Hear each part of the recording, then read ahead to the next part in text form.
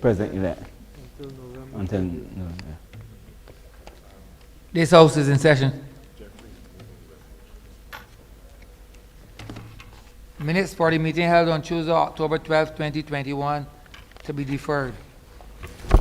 Mr. Speaker, I beg to move that the aforesaid minutes be deferred. Questions that the aforesaid minutes be deferred. All those honorable members in favor, please say aye.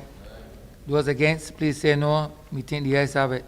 The aforementioned minutes are hereby deferred. You want-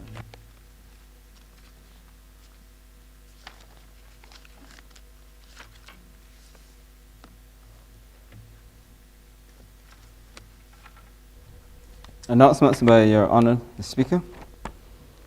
Messages from Her Excellency the Governor General, petitions, papers, government notices. Honorable Leader, government business. Mr. Speaker, I beg to give notice of a resolution to extend the public health emergency.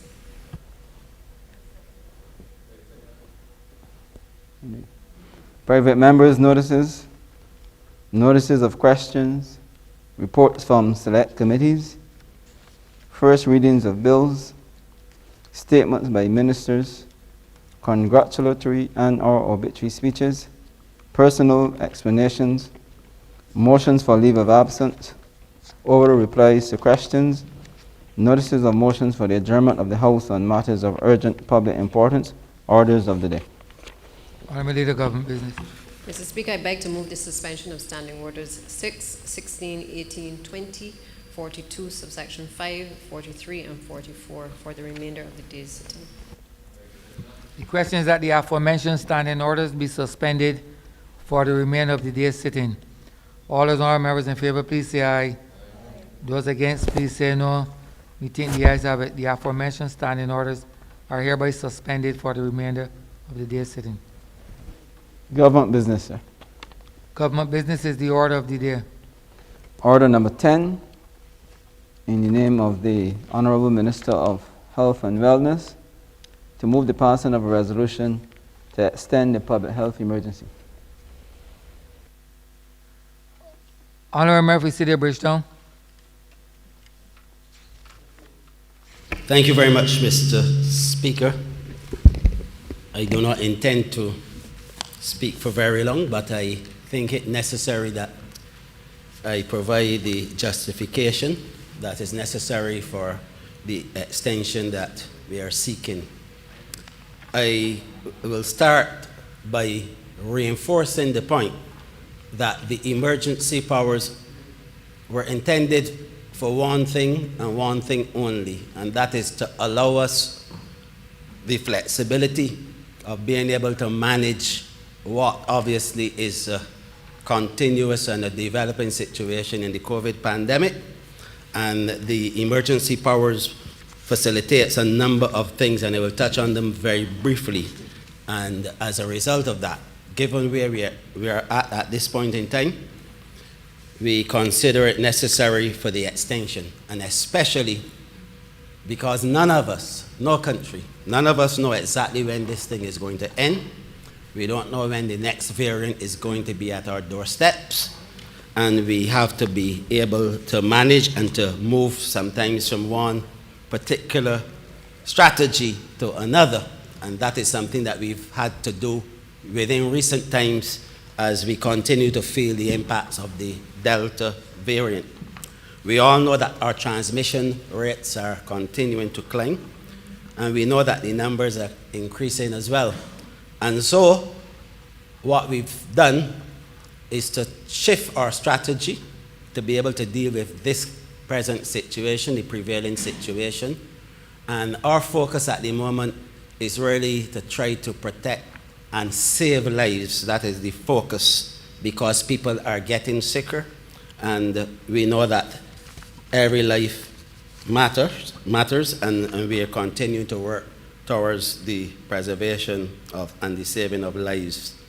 But in order to be able to do a lot of the things that we do, and because the numbers are climbing, sometimes we have to increase the number of isolation facilities. For example, we've gone to the point now of home isolation, And these isolation facilities and the management of these facilities under the ambit of the Queen Elizabeth Hospital, these things are facilitated to a large extent through the emergency powers so that we can have isolation centers, for example, that are school buildings. And within recent times, we've had to create isolation centers within senior citizens or nursing homes because of outbreaks at some of those facilities. And Dr. Corey Ford and his team deem it prudent for us to be able to isolate in place, especially dealing with elderly persons. And I am happy to report that even within recent times, we've had 2 situations that we've been dealing with. And the prudent management of the team by isolating those persons in place, and the fact that, thank God, the vast majority of the clients were fully vaccinated, that we are comfortable at this point in time that we don't have any significant issues within those 2 particular facilities. And this, of course, we have to say thanks to Dr. Ford and his team. And I say that now because just to put an end to some rumors that have been circulating recently, Dr. Corey Ford is still working as the person responsible for the management of isolation facilities in Barbados. I met with him this morning online, virtually, as I always do every single day. I spoke with him last night. He's not on any form of leave, and he's performing exceedingly well, and he will continue to do so. Because, like for me, for Dr. Ford, it is no retreat, no surrender.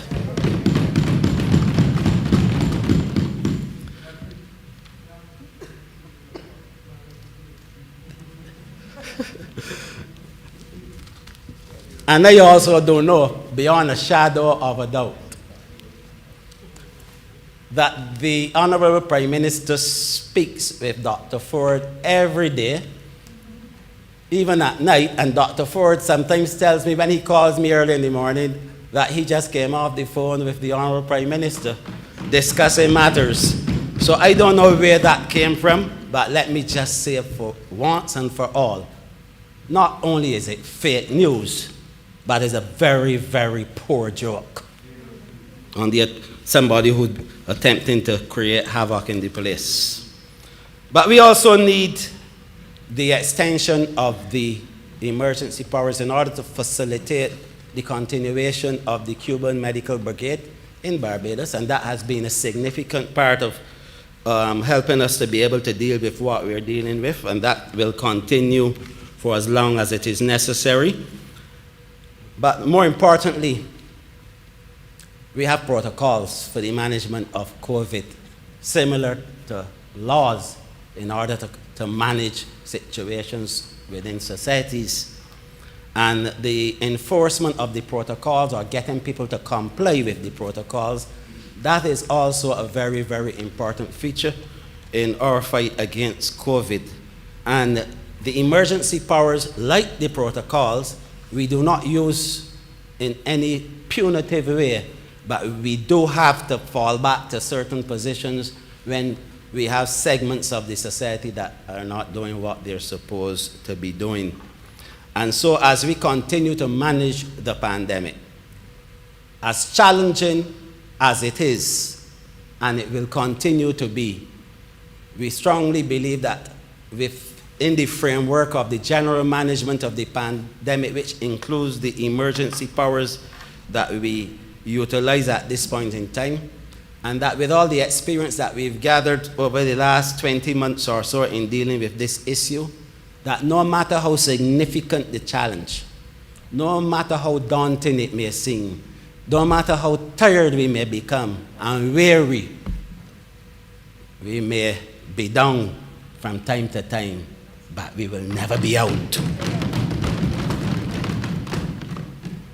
And like Corey Ford and his team, Dr. Beckles and her team in the lab, those who are working the front lines at the ports of entry, those who are working in the polyclinics, in the hospitals, and all the support staff, those who are working with the vaccine programs and so on.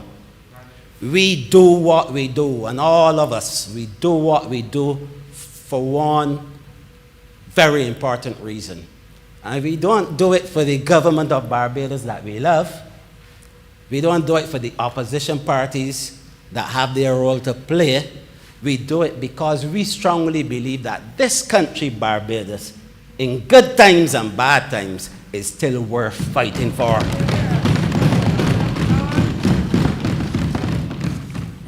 And so, Mr. Speaker, we are seeking the concurrence of this honorable chamber for the extension.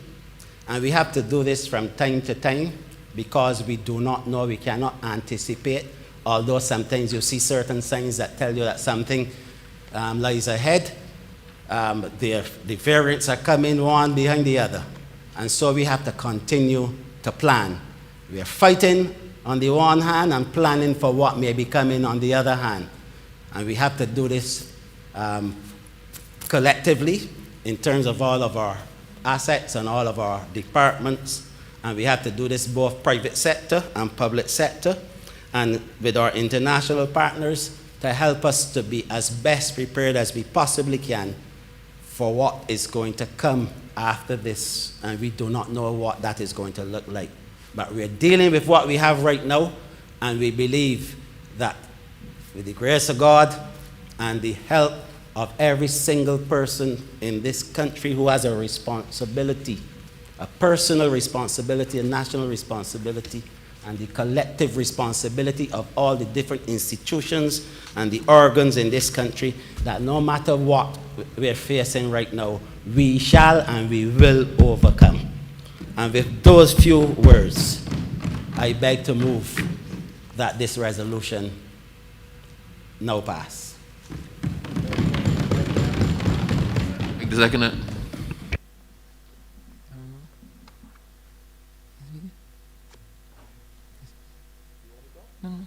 The question is that this resolution do now pass. All those honorable members in favor, please say aye. Aye. Those against, please say no. Meeting the ayes have it. This resolution stands passed.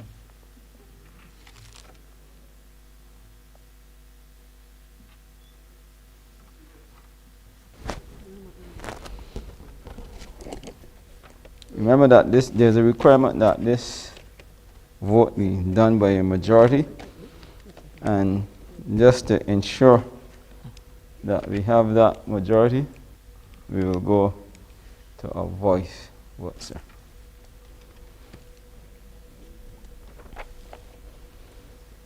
Miss Motley. Aye. Miss Bradshaw. Aye. Mr. Marshall. Aye. Miss Ford. Aye. Mr. Simmons. Aye. Lieutenant Colonel Bostic. Aye. Mr. Sutherland. Aye. Miss Husbands. Aye. Mr. Strong. Aye. Miss Caddo. Aye. Mr. Humphrey. Aye. Mr. Jordan. Aye. Mr. King. Aye.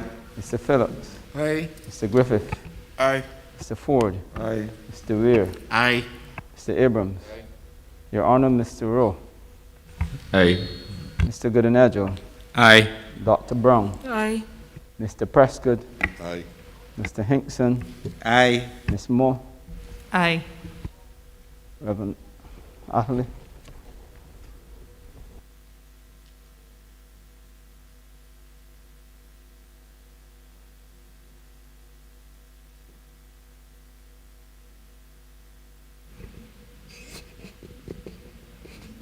Go. I don't have it, but go ahead. Hmm? He hasn't called my name yet. Aye.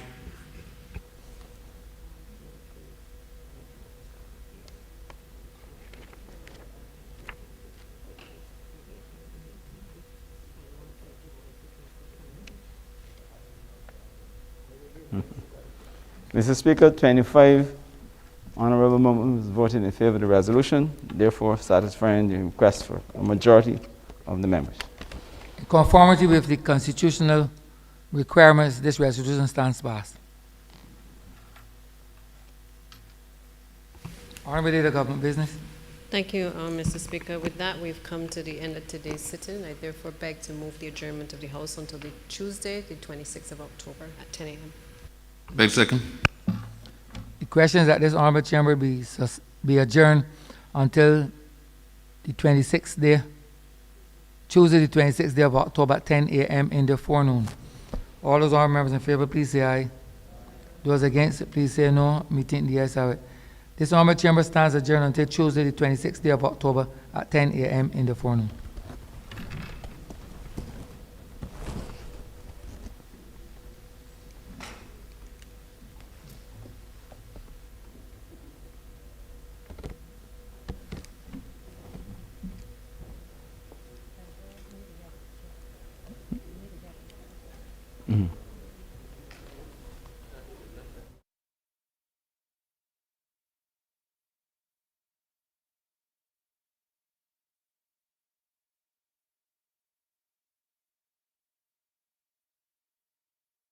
And lunch is in the